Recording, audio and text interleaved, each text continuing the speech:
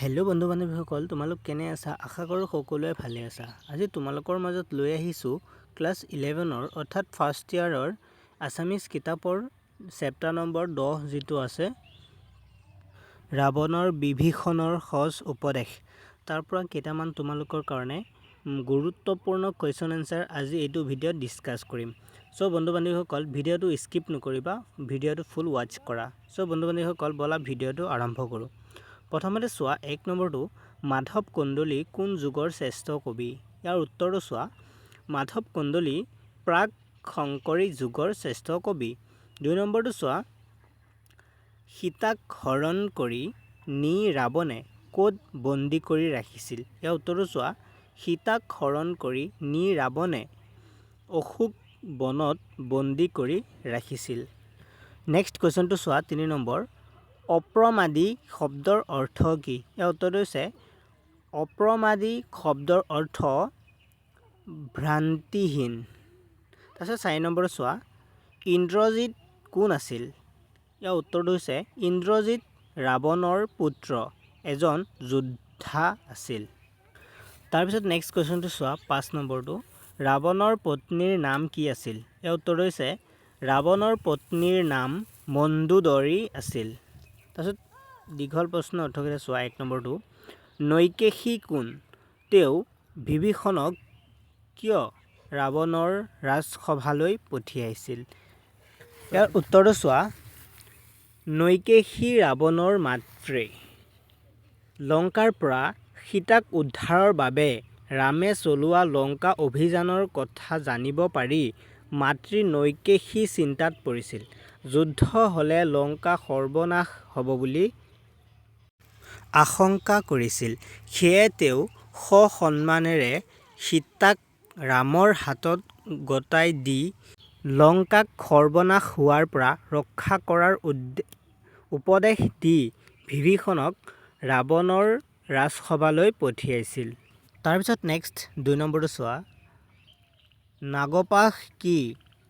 হনুমানক কোনে কি কাৰণে নাগপাশেৰে বন্দী কৰি থৈছিল? ইয়াৰ উত্তৰটো চোৱা, নাগপাশ হ'ল পুৰণি কালত যুদ্ধত শত্ৰুৰ ওপৰত প্ৰয়োগ কৰা অস্ত্ৰ বিশেষ। সীতাৰ সন্মানত হনুমান লংকাত প্ৰৱেশ কৰি সৈন্যসকলক হত্যা কৰি সকলো ধ্বংস কৰি সীতাকো ধৰ্ষণ কৰে। ফলত ৰাৱণৰ পুত্ৰ ইন্দ্ৰজিতে হনুমানক নাগপাশেৰে বন্দী কৰি থৈছিল। তাৰপিছত 3 নম্বৰটো চোৱা, হনুমানে কিদৰে লংকা নগৰত জুই লগাইছিল? ইয়াৰ উত্তৰটো চোৱা, ৰাৱণৰ পুত্ৰ ইন্দ্ৰজিতে হনুমানক বন্দী কৰি শাস্তি হিচাপে নেগুৰত জুই লগাই দি এৰি দিলে। হনুমানে সেই জুই নুমুৱাবলৈ চেষ্টা কৰোঁতে গোটেই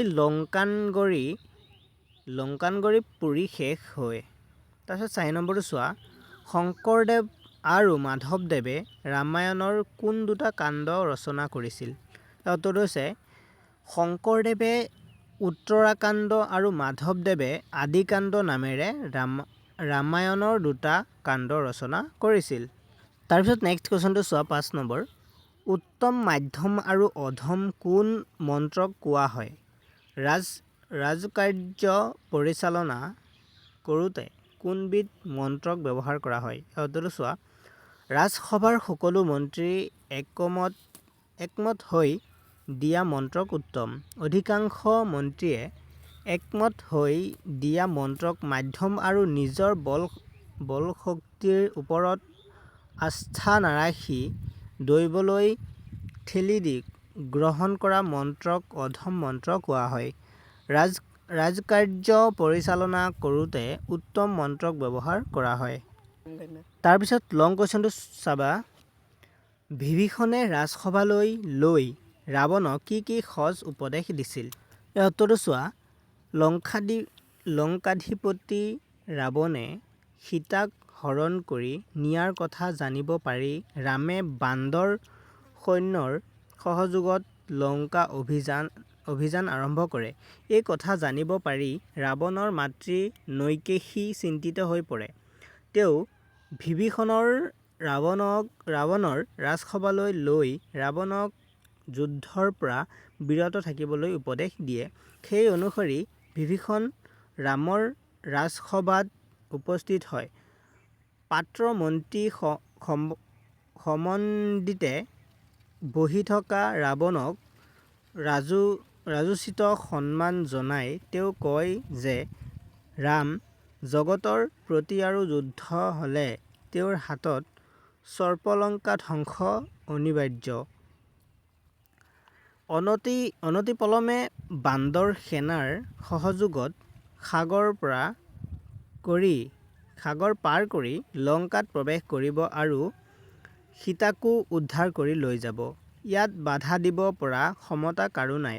সেয়ে সময় থাকোঁতেই ৰাৱণে সীতাক সসন্মানেৰে ৰামৰ হাতত গতাই দিয়া উচিত। নেক্সট কুৱেশ্যনটো চোৱা 2 নম্বৰ।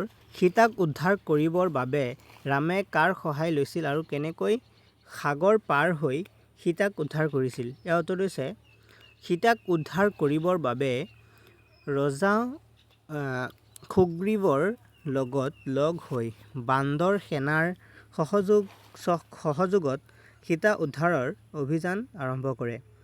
ইয়াৰ পূৰ্বে ৰামে ভক্ত হনুমানক লংকালৈ প্ৰেৰণ কৰে। হনুমান গৈ সীতাক দেখা কৰাৰ লগতে হাবি বন তহিলং কৰে।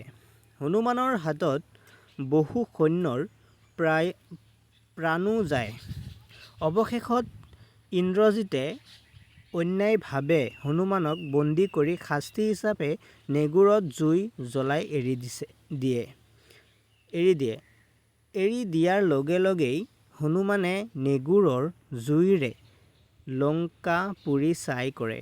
ইয়াৰ পিছতে বান্দৰ সৈন্যৰ সহযোগত ৰামে সাগৰত সেতু বান্ধি লংকাত প্ৰৱেশ কৰে।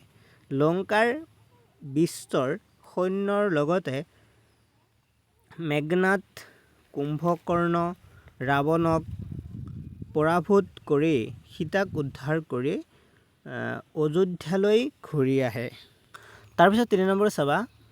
কবিতাটিৰ মাজেৰে প্ৰকাশিত হোৱা বিভীষণৰ চৰিত্ৰটি বিশ্লেষণ কৰা।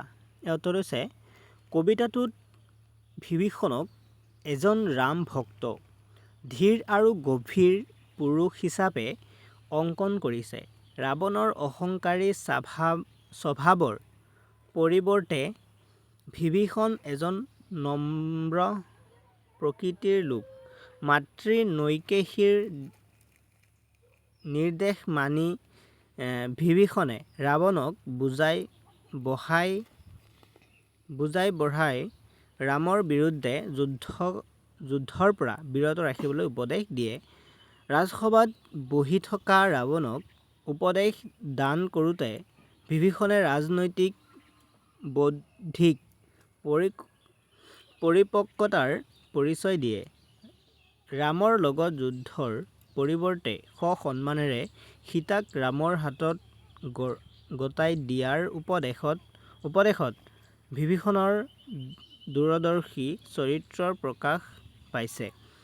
এনেদৰে বিভীষণক কবিয়ে এটা ৰামভক্ত চৰিত্ৰ হিচাপে কবিতাটোত তুলি ধৰিছে। তাৰপিছত 5 নম্বৰটো চাবা। 4 নম্বৰটো বেছি দীঘল কাৰণে এইটো ভিডিঅ'ত দিয়া নাই। নেক্সট এটা ভিডিঅ'ত বাৰু দি দিম, তোমালোকে কমেণ্ট কৰি দিবা। 5 নম্বৰটো চাবা। বিভীষণৰ উপদেশ শুনাৰ পিছত ৰাজসভাত থকা পাত্ৰ মন্ত্ৰীসকলে ৰাৱণক কেনেধৰণৰ উপদেশ দিছিল? ইয়াৰ উত্তৰটো চোৱা। বিভীষণে ৰাজসভালৈ গৈ ৰাৱণক ৰামৰ সৈতে যুদ্ধ নকৰিবলৈ আৰু সীতাক সসন্মানেৰে ঘূৰাই দিবলৈ উপদেশ দিছিল। কিন্তু বিভীষণৰ এই সজ উপদেশ বিপৰীতে ৰাৱণৰ ৰাজসভাত থকা পাত্ৰ মন্ত্ৰীসকলে ৰাৱণক যুদ্ধৰ বাবেহে উচটনি দিছিল। তেওঁলোকে ৰাৱণক ক'লে যে ভুলবশতঃ হনুমানে লংকা দাহ কৰিবলৈ সক্ষম হ'ল। সম্প্ৰতি শত্ৰুৰ আক্ৰমণ প্ৰতিহত কৰিব পৰাকৈ এতিয়া সকলো সাৱধান হৈ আছে। তেনে ক্ষেত্ৰত ৰামৰ দৰে সাধাৰণ মানুহ এজনক ভয় কৰাৰ কোনো প্ৰয়োজন নাই বুলি মন্ত্ৰীবোৰে ৰাৱণক যুদ্ধৰ বাবে প্ৰস্তুত হ'বলৈ ক'লে। হেল্ল' বন্ধুসকল, আজি ইমানতে সামৰণি মাৰিলোঁ। নেক্সট এটা ভিডিঅ'ৰ কাৰণে মোৰ চেনেলটো ছাবস্ক্ৰাইব কৰি উৎসাহিত কৰিবলৈ নাপাহৰিবা। থেংকছ ফৰ কিপ ৱাচিং মাই চেনেল।